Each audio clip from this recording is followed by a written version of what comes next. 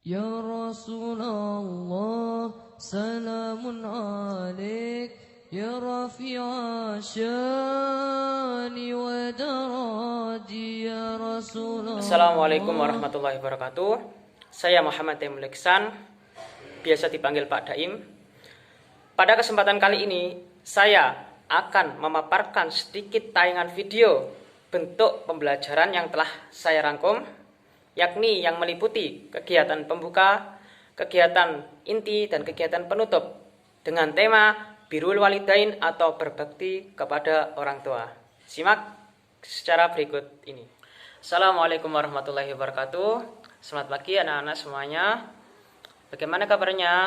Alhamdulillah, luar biasa. Baik, pada kesempatan kali ini saya Pak Daim akan menjelaskan materi mengenai tentang Birrul Walidain. Tapi sebelum itu alangkah baiknya kita berdoa terlebih dahulu supaya kita diberi kemudahan dan kelancaran dalam menuntut ilmu. Yang kedua kalinya semoga kita diberi ilmu yang manfaat, barokah fid dini wa dunya wal akhirah. Amin amin ya rabbal alamin. Berdoa mulai.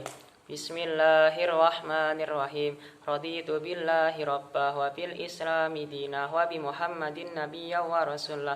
Rabbi zidni ilma wa razaqni fahmah. Amin ya rabbal alamin. Baik, selanjutnya saya akan mengabsen dari siswa semuanya. Pertama, Ahmad Hirambang. Kedua, Desi Ayu Puspitasari, Agung Dendi Arianto, Ahmad Zulkifli, Dinda Aisyah Fitri. Alhamdulillah hadir semuanya ya. Jadi Bapak pada kesempatan ini langsung saja mengenai pembelajaran yang akan saya sampaikan tentang Birrul Walidain. Namun perlu diketahui, saya coba mengetes apakah ada yang tahu dari adik-adik semuanya mengenai materi Birrul Walidain. Apa sih Birrul Walidain itu? Saya Pak Dodi ingin menjawab tentang Birrul Walidain. Jadi Birrul Walidain adalah berbuat baik kepada orang tua Pak. Itu Pak jawaban saya Pak. Saya Pak Hirlambang Pak. Saya ingin menjawab. Jadi Birrul Walidain adalah suka membantu orang tua Pak. Suka menolong orang tua. Menyapu, membersihkan kamar mandi dan lain sebagainya Pak. Ya, tepat sekali jawabannya dari adik-adik semuanya. Terima kasih yang telah menjawab. Insya Allah Bapak akan kasih poin. Jadi Birrul Walidain tersusun dari dua kata, biru dan al-walidain. Biru yang berarti berbakti atau taat, sedangkan al-walidain ialah kedua orang tua. Jadi Birrul Walidain ialah berbakti kepada orang tua. Perlu diketahui, berbakti kepada orang tua tidak hanya taat ataupun patuh atas segala perintah yang dituturkan dari orang tua kepada kita, tapi kita juga harus menyayangi kedua orang tua kita, mengkasihani kedua orang tua kita, mendoakan kedua orang tua kita, dan masih banyak lagi bentuk-bentuk berbakti kepada orang tua. Dari suatu kisah, kita dapat petik pelajarannya bahwasanya ada seorang pemuda yang menjumpai Rasulullah untuk izin berperang. Tapi Rasulullah tidak langsung mengizinkannya, malah bertanya kepada pemuda tersebut, "Wahai pemuda, apakah masih ada kedua orang tuamu?" Pemuda tersebut menjawab, "Iya wahai Rasulullah." Rasulullah pun menganjurkan kepada pemuda tersebut untuk kembali. "Wahai pemuda, kembalilah, karena sesungguhnya kepada kedua orang tuamu lah kamu berjihad."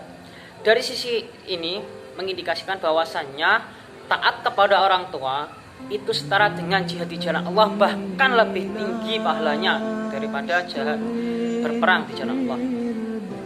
Di sisi lain ada suatu kisah yang tidak kalah menarik, yakni kisahnya Uwais Al-Qarni. Uwais Al-Qarni, beliau merupakan penduduk bumi, namun namanya sangat terkenal sekali di langit, makanya dinamakan Al-Qarni. Uwais Al-Qarni dilahirkan di Yaman. Beliau lahir dengan kondisi sudah memiliki penyakit, yakni penyakit sompak, yakni bercak-bercak putih di seluruh tubuhnya. Beliau hidup bersama ibunya. Ibunya juga memiliki penyakit, yakni penyakit lumpuh dan buta. Setiap harinya beliau mengembala kambing atau memelihara domba-domba milik tetangganya untuk mencukupi kebutuhannya. Dengan kondisi yang terbatas ini, beliau tidak berputus asa, justru malah semangat lagi dalam menjalani kehidupannya. Suatu ketika beliau dipanggil ibunya. ibunya berpesan kepadanya bahwasanya ada satu keinginannya yang belum tercukupi ataupun yang belum terlaksana, yakni haji di Baitullah. Uwais Al-Qarni pun menyanggupinya. Tapi di sisi lain Uwais Al-Qarni berpikiran, bagaimana caranya saya bisa ke sana dengan ibu saya, padahal jaraknya dari Yaman ke Mekah itu sangat jauh sekali-kali, tidak hanya berhari, bahkan berminggu-minggu. Pas waktu itu kala waktu itu para jamaah haji itu menggunakan unta ataupun domba untuk pergi ke sana. Tetapi di sisi lain Uwais Al-Qarni tidak memiliki apa-apa, domba tidak punya, unta tidak punya. Akhirnya pun dia berpikiran, bagaimana caranya.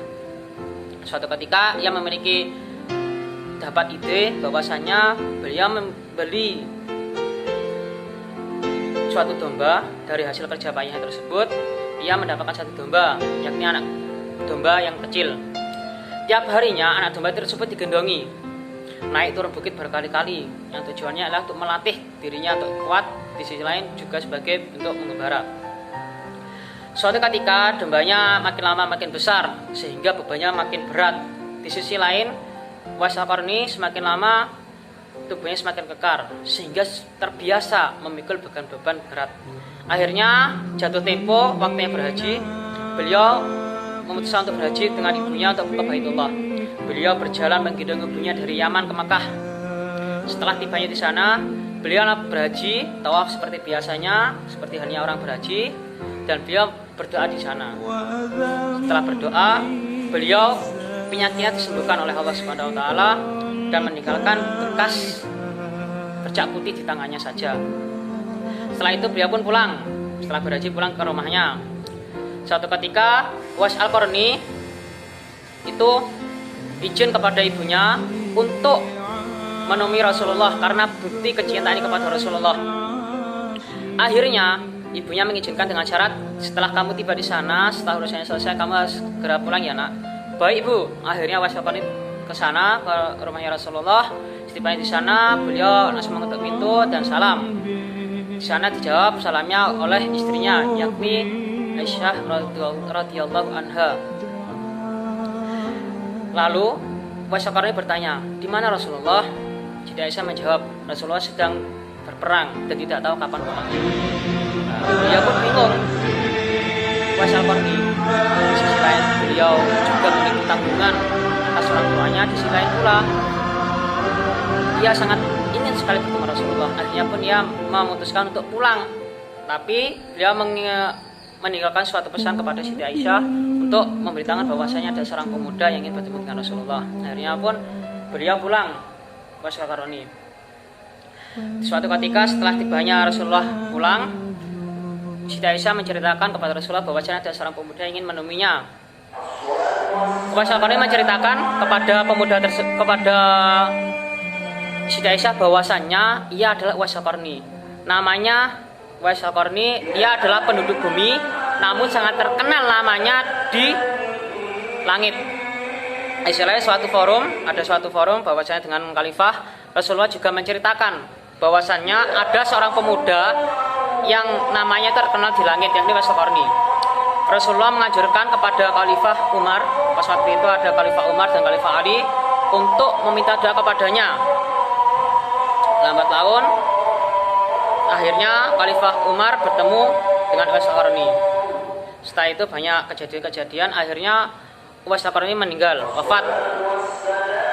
Dalam wafatnya itu banyak pelayat yang datang, tidak hanya penduduk di bumi, tetapi di sisi lain banyak sekali penduduk langit yang dikirim untuk menguburkan jenazahnya Uwais Al-Qarni.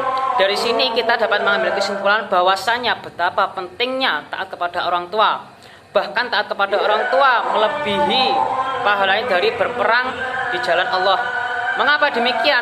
Karena ridhonya Allah itu tergantung pada ridhonya orang tua. Murkanya Allah tergantung kepada murkanya orang tua. Jadi ini suatu pengertian dari birrul walidain.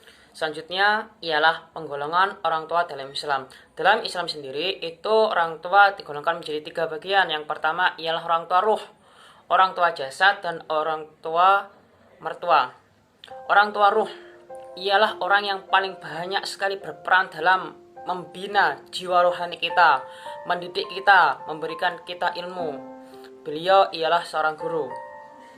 Banyak sekali jasanya dalam mendidik kita sehingga kita menjadi seorang yang memiliki derajat di mata manusia. Yang kedua ialah orang tua jasad, yakni orang yang pertama kali melahirkan kita, orang yang merawat kita, orang yang membesarkan kita. Itulah kedua orang tua kita, yakni orang tua kandung kita. Yang ketiga ialah orang tua mertua kita. Orang tua mertua ini merupakan hasil karena ada suatu pernikahan. Jadi itu merupakan pembagian atau penggolongan dari orang tua. Dari sebagian semuanya itu wajib kita taati. Adapun untuk yang lainnya juga wajib juga kita taati, kita muliakan. Jadi kita tidak memandang bulu mana ini tua ini muda, semuanya sama saja. Intinya kita harus sama-sama saling menghargai, terutama kepada orang yang lebih tua dan juga kepada anak kecil pula kita harus juga menyayangi. Karena apa? Rasulullah pernah bersabda bahwasanya bukanlah golongan kami, yakni orang-orang yang tidak mau menyayangi anak yang lebih kecil dan juga anak yang kecil tidak mau menghargai atau menghormati yang lebih tua. Itu jadi bahaya sekali teman-teman. Ya, setelah kita mempelajari jauh mengenai tentang pengertian birrul walidain dan juga beberapa orang tua tadi, kita selanjutnya ialah mempelajari tentang bentuk-bentuk birrul walidain atau berbakti kepada orang tua. Dalam hal ini saya mengelompokkan menjadi 3, yakni secara qauli atau secara ucapan, secara fi'li secara perbuatan, dan secara qalbi atau dengan hati. Adapun secara fi'li yang pertama, kita berbakti kepada orang tua secara perbuatan. Contoh ketika orang tua ketika merasa keberatan atau banyak urusan, kita membantunya. Itu merupakan suatu bentuk kita memuliakan orang tua.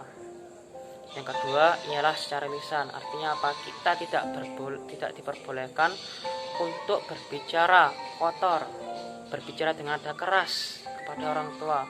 Bahkan kita tidak diperbolehkan berkata atau ufin. Hal ini telah dijelaskan dalam surat Al-Isra 23 bahwasanya janganlah kamu berkata atau ufin kepada orang tua. Berbicaralah dengan yang sopan dan muliakanlah kedua orang tuamu. Karena yang ketiga yakni mengenai qalbi atau hati. Bagaimana caranya kita berbakti kepada orang tua secara qalbi? Contoh misalnya kita tidak boleh seujon kepada orang tua, berprasangka buruk kepada orang tua. Itu merupakan bentuk kita berbakti kepada orang tua. Nah, baik dari adik-adik semuanya, setelah saya sampaikan tadi mengenai beberapa pembahasan, selanjutnya ialah masuk pada pertanyaan dari adik-adik semuanya. Apakah ada yang ditanyakan? Baik, kalau memang tidak ada, saya kembali bertanya kepada adik-adik. Coba jelaskan apa yang dimaksud dengan birrul walidain yang telah saya tadi paparkan. Siapa yang mau menjawab? Saya Pak, Hirlambang Pak, ingin menjawab.